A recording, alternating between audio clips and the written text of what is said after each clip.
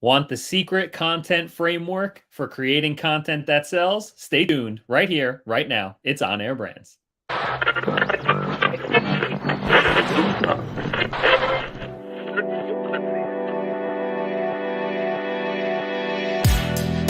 now tuned in to the On Air Brands podcast.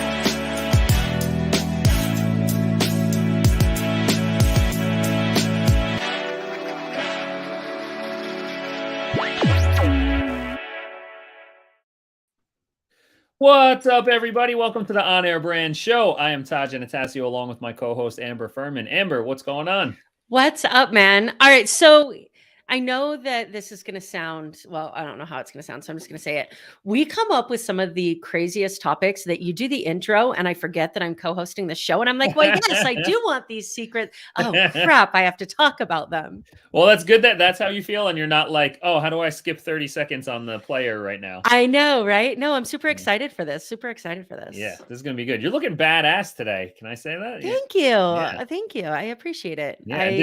Did you get a new tattoo? Why am I remembering? I did. You did. Wait, yeah, I'm backwards. Yeah. I did. Oh yeah, for the video, let's. I'm excited. We got a dolphin here. Yeah, it's a dolphin. It's got the Northern Lights in it. What I want to do is I want to take the Northern Light. Jesus, I'm backwards. I want to do stars down my arm. Oh yeah. Yeah. Nice. It's gonna be cool. Get the whole sky going on there. I know, right? Right. I have to decide just how much I'm willing to challenge the social appropriateness of walking into court. Well, that's what I was going to say. I mean, you can get down to your wrist, really. Yeah, I can go down to my wrist if I want to. This reminds me, there's a great meme that floats around. I saw it this morning, but it's been around a while, where it's like, having a tattoo sleeve used to mean that you were a biker who would kill someone, and now it means that you're a gourmet chef who makes a really lovely pork belly with balsamic drizzle. It's so true. So I'm listening to, again, Think and Grow Rich by Napoleon Hill. And I mean, it's such a long audiobook. It's like an 8-hour audiobook. Yeah. But it's so good. And I've read it before, listened to it before, but it's one of those books that every time you listen to it, you get something new. Yep. The problem is it was written in 1934. Yeah. And so some of the things that he talks about, as like, there's a part where he talks about the 30 things that will keep you from being successful. And one of them is like, I'm listening to it, and I'll let you guys go listen to it because this is a kid's show. And I'm like, your idea of what's considered promiscuous and mine are clearly two different things. Like, it's so funny how you can listen to something and the concept and the idea is the same. Right. But the social application of it is different, which I think ties so much into what we talk about on this show, because the marketing concepts that you and I talk about are the same marketing concepts that were talked about 20, 30 years ago. They've just been updated. Absolutely. To fit the times. So yeah, for sure. I mean, the foundation of all the messaging and content that we create is discussed in Breakthrough Advertising by Eugene Schwartz, which is from the 60s. That would be the youngest. It would be, I think it's older than that. But I mean, it's all very much the same. And the thing about these books too is, if it depends on what kind of like reader, not communicator, but listener, consumer of content you are, if you're able to like accept and translate the language a little bit too. Like my wife is someone who has like a difficult time reading stuff, because we'll read books from forever ago on different topics, and she has a difficult time translating the language and semantics or whatever of a 1950s, 60s, 70s book into today.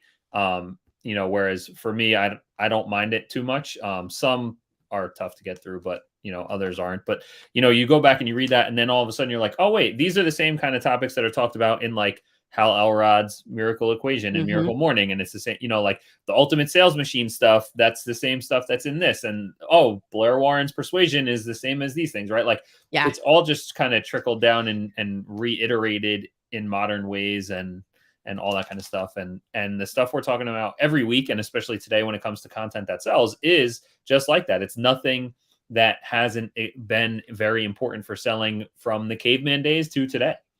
Yeah, which I think it's so important to realize that and to discuss it, because how many times do we get stuck in that imposter syndrome moment where we're like, well, I don't have anything to say that hasn't been said already. So I guess I'm just going to sit back here and not say anything. Well, Yeah.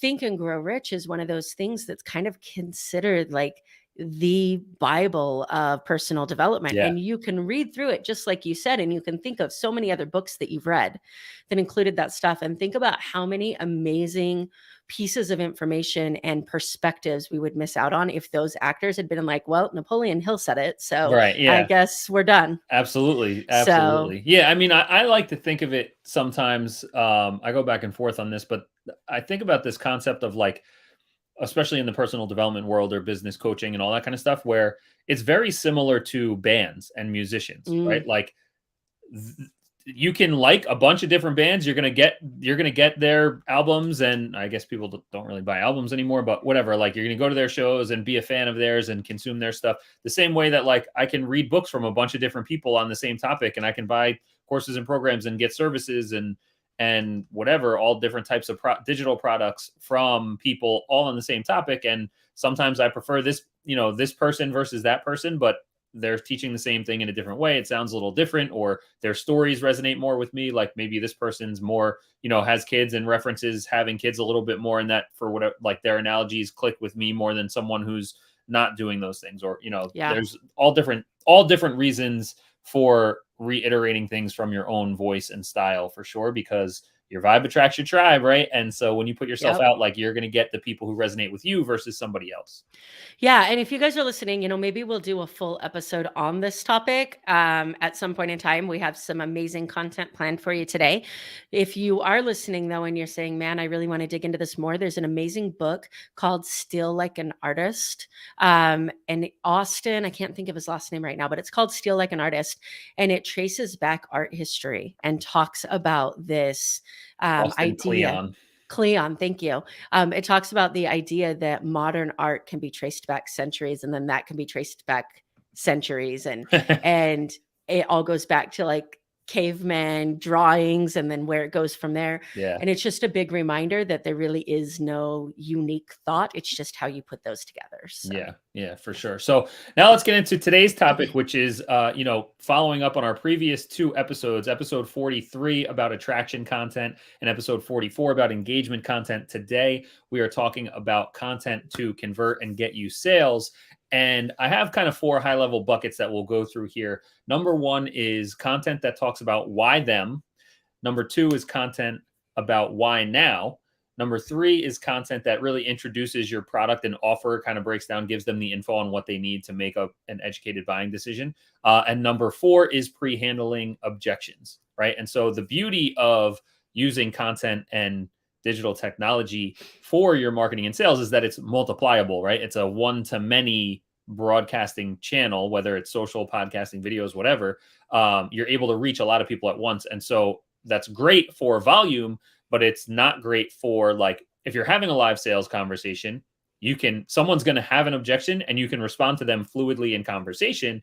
But so how do we handle those kind of things with your content when you're not having live conversations, or even if you're leading someone into a phone call where you sell them, to pre-handle that stuff so that when you get on the phone, they've already kind of made their buying decision and you're just kind of enrolling them versus persuading them. Yeah, and if you're listening to this and you haven't listened to the last 3 episodes, you're going to want to go back and listen to those, because they're all building on each other. And as we're talking about these why questions, we talked previously about really digging into those pain points of what causes them to reach out to you and causes them to listen to and choose to consume your content in the first place. And so all of that is going to build on what we're talking about today. Mm-hmm, mm-hmm. And so when we talk about selling, also, I want to just put the caveat that, like, it depends on your business model of what you consider like this conversion. Like maybe it's doing something that gets them into a webinar, or maybe it's your webinar itself, or if they're just going and applying for enrolling in something and you have sales calls, like whatever your sales mechanism is, like this is how you lead them into your sales mechanism. Or if you have low ticket price ticket stuff that you sell just like on a sales page or whatever, right? But like, so your sales mechanism might be different, but you still want to have all this type of content that leads people into that sales mechanism, or even integrating this messaging into that mechanism if it is a webinar, VSL, whatever. So the first thing here is like, why them, right? Like, so we talk about like your vibe attracts your tribe. You've followed the last 2 episodes. You've attracted the right type of people into your world based on the problems they have and how you solve them. You've engaged them so they're educated, they're confident, they know, like, and trust you. So if they do decide to buy something, it's going to be from you. They have a preference for you and your brand. And so now we want to say like, hey, why you? And this is something you can do through customer success stories and customer interviews and all that kind of stuff, but really highlighting previous examples and social proof of who has gotten results from the things that you do, who enjoys the products that you put out and all that kind of stuff, and highlighting them. And we talked about in the previous episodes, one of the objections people have when it comes to buying is not necessarily anything to do with you and your brand or your product. It could be like, I love you, I know, like, and trust you, I would refer you to everybody. I know that your product obviously is great, your service is great. However, I am not confident in myself that this is going to work for me because I'm a special snowflake and I'm different than everybody else that you've talked about in your case studies or testimonials, right? And so that's where we need to really connect and resonate with people so they have that self-confidence. This is for me. Yeah. I don't trust myself is a huge objection that any person who sells anything other than a done for you product is going to experience. And even a done for you product, they might have a lack of trust in their ability to communicate and cooperate with you to allow you to do the service. Yeah. And unfortunately, this is where so much of what you and I, Todd, talk about comes in, especially on the mindset and NLP side of things. I don't trust myself always, without exception, masks itself as time and money in the beginning. Mhm. So Yeah, if somebody yeah. says I don't have time and I don't have money, like those are the 2 biggest objections you're going to get from somebody.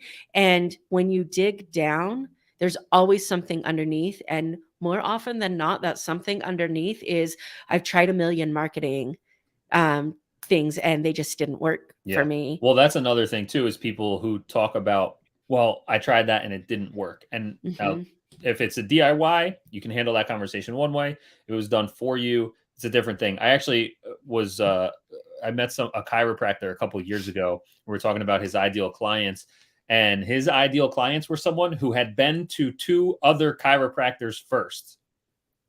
And it's like, well, the reason he wants that is because they're committed to solving their pain, right? Like they've gone through the process. But 2, the first, I forget the details. Use this for whatever industry you're in, but like the first time someone went to a chiropractor, like they didn't know how to properly communicate the issues that they were having. And so they're going to go with someone a couple times and it's not going to work. But to no fault of anyone, it's just that they didn't know how to use it right. The chiropractor didn't know how to communicate and extract that information from them properly or whatever. And so he wanted someone who had experience working with chiropractors before, so that when they came to him, he knew they could very quickly go through those first initial conversations that person, when they were completely uneducated and went to a chiropractor the first time, they weren't able to do, and then they failed. So being able to bring that to the table, like if you do provide a service, like you said, the trust in yourself is a little less of an issue with a done for you service, but it's still there, especially if someone hasn't gotten results before. And that's where your process, your fulfillment, your management, your account management, client services, whatever, like your fulfillment side of things can take you to the next level. And you can say, hey, if you've worked with a chiropractor before and it didn't work, it's probably because they didn't, you never want to put blame on the person, because then you're just guilting and shaming them. And that doesn't make people feel good. They don't want to buy. But when you say it's probably because that chiropractor didn't know how to ask the right questions in the right order, and he just dove in too quickly to the wrong thing, or whatever. And you can give a couple reasons why it doesn't work out with other chiropractors, and then say, we have a proper system for making sure we're working on the right thing. We get to the root of the problem, whatever, those types of things. So that's how you can create that content to handle those kind of objections around previous bad experiences or the trusting in themselves issue. And you can do this in your content in a mass one-to-many communication. if you have done a good enough job of building that know, like, and trust factor. Yep. What I'm about to say will get you like blocked by everybody hands down if you don't have the know, like, and trust Right. factor. So in NLP, there's this term called sleight of mouth. And I think we've talked about this a little bit. We Yep. call it slap and tickle in my circle because that's what it feels like. Like, let me push you out of your own way and then apologize for it. And I've never seen it used so well in a one-to-many environment than when I was at a conference and I was listening to some people talk about a program that they offered. And they said, I can't offer you a guarantee that, or a money back guarantee on this. I can tell you that I know my program works. I don't know if you do. And I thought, holy cow, like, Yeah. how real is that? But if you're gonna take that approach to attack that objection first, you have to spend some time with your audience building that know, like, and trust factor. Yeah, absolutely. It's all about, the relationship first and having the ability and access to have those types of conversations with people. Simon Sinek, who I can give or take sometimes. I like some of his stuff. I dislike other stuff that he puts out, but he had a video on Instagram yesterday actually that was about how do you have hard conversations with someone, and it was by starting off and saying like, I'm about to have a difficult, we need to have a difficult conversation. And honestly, I'm uncomfortable about it. And I'm a little bit afraid that I might say something that unintentionally triggers you. And I guess, and by doing that, you kind of soften the expectations. Like we were talking about last week, like when you go and see improv versus a fully produced movie, Yeah. your expectations are different. And so, okay, this is something, it's going to be difficult. I'm bracing myself. But if they say something that triggers me in a negative way, I know to pause for a second. Even if you do end up getting triggered or offended, like, okay, let me just take a breath and not react right away. And so I think the way that you frame those things, and it has to be with, with people that do know, like, and trust you and know that you're coming from a good place and say, hey, I'm here to transform your life. But that means getting you out of your current comfort zone and fighting the person. I want to be with you, fighting the old you and creating the new you. And that's going to be very uncomfortable for you. So if you're open to being uncomfortable, here's the next part of the conversation, right?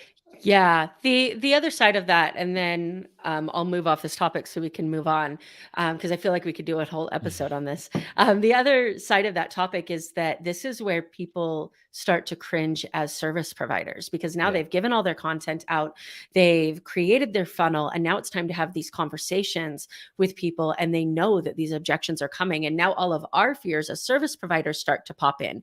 And if you have those apprehensions, those come across in the energetic exchange when you're talking to somebody and they just don't know what, but something doesn't feel right and you don't Yeah. feel genuine. So you have to allow yourself to get past anything that's in your head of what if I offend them, or what if they say no, or what if this, or what if that. So I'll leave it with this.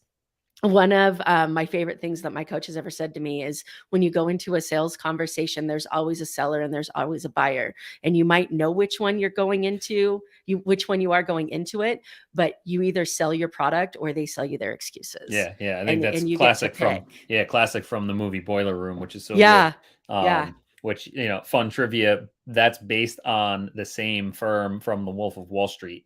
Is it really? Yep. Fun fact. That's awesome. Yeah. So we talked, you want to get them, why them, you want to start pre-handling some of those objections. We talked about some of them, but just knowing what objections are going to come up. You can do this from having those live conversations with people, from doing research online, seeing what conversations people have and questions they ask around other similar products or services online. But knowing what potential objections are going to come up and knowing how to handle those, that's all great content to create. The why now piece is very interesting and super important. And people need a why now in order to take action, right? Because if there's no, I don't want to use the word deadline, but if there's no reason to act now, then they will put it off. Now, you can create urgency in a lot of different ways. You can talk about, hey, we are launching a new program.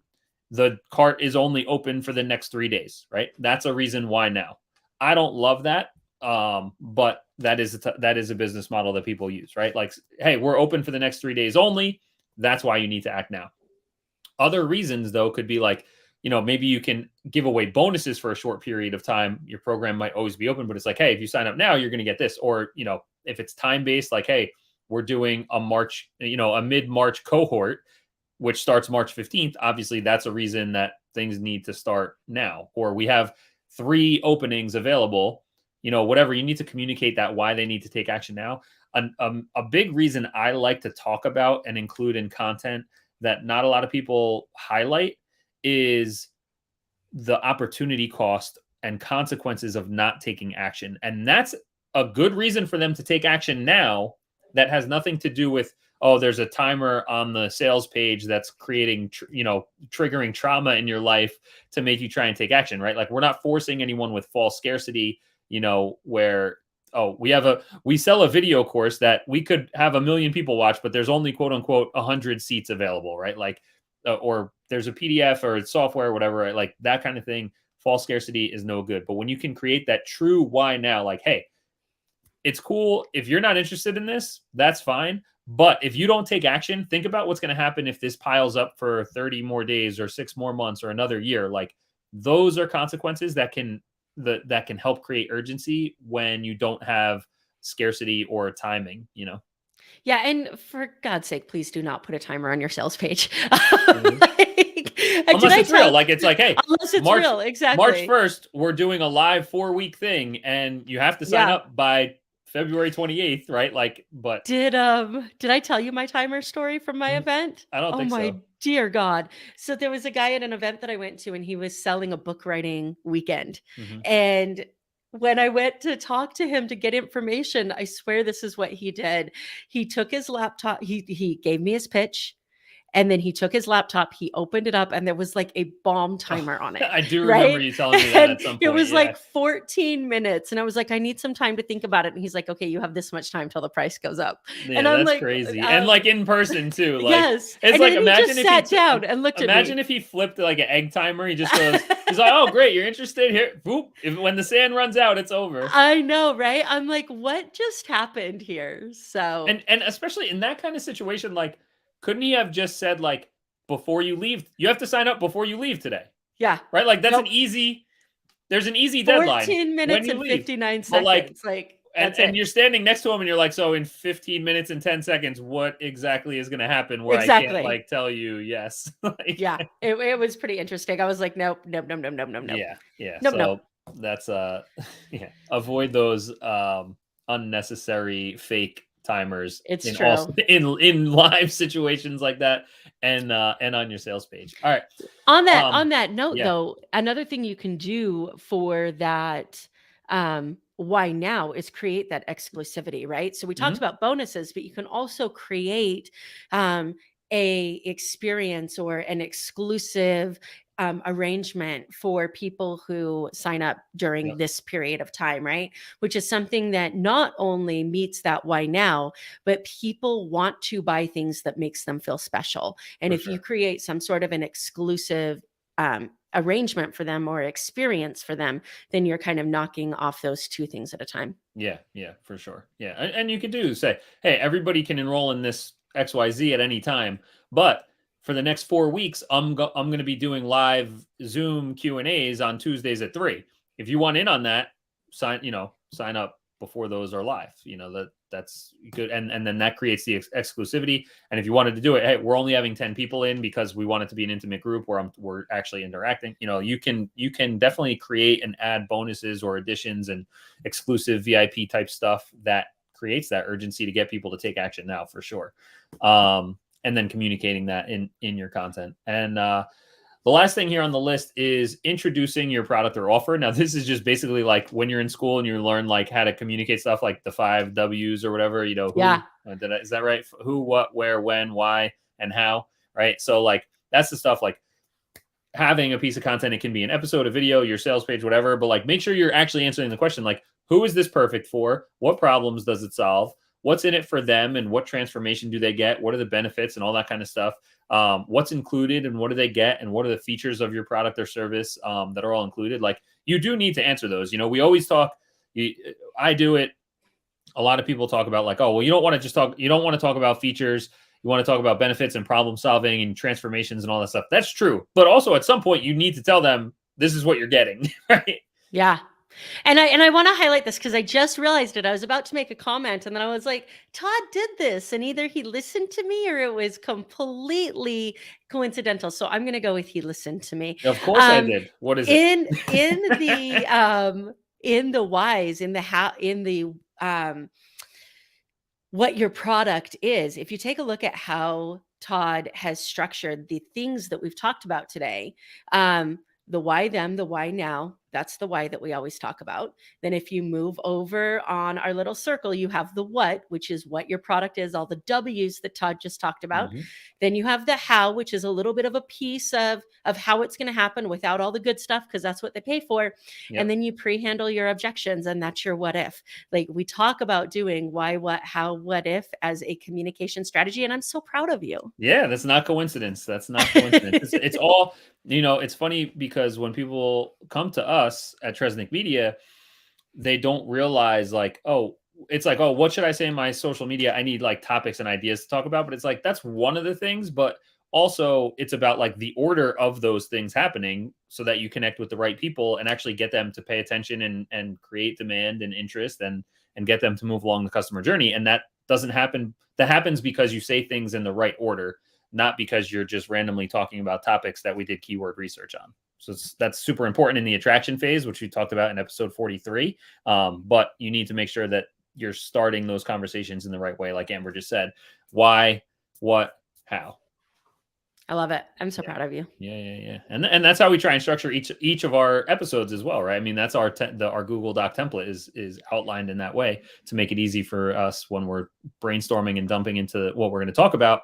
Make sure we're putting those things in the right way. So seriously, that's how everything should be done. If you're listening to this and you don't have a template for every Facebook post that you make, every podcast episode that you make that goes why, what, how, what if, then you're losing 75% of your clients. Yeah, for sure. And leaving a lot on the table.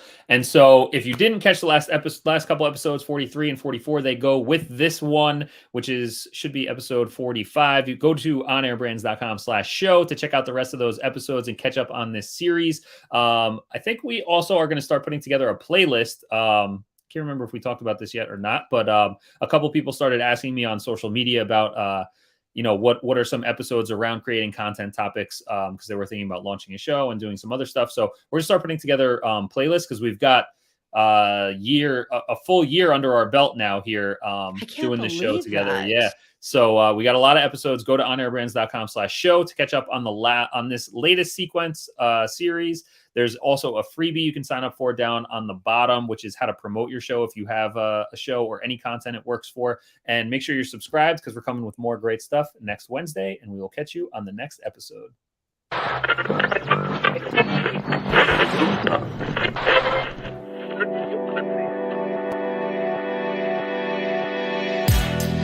are now tuned in to the On Air Brands podcast.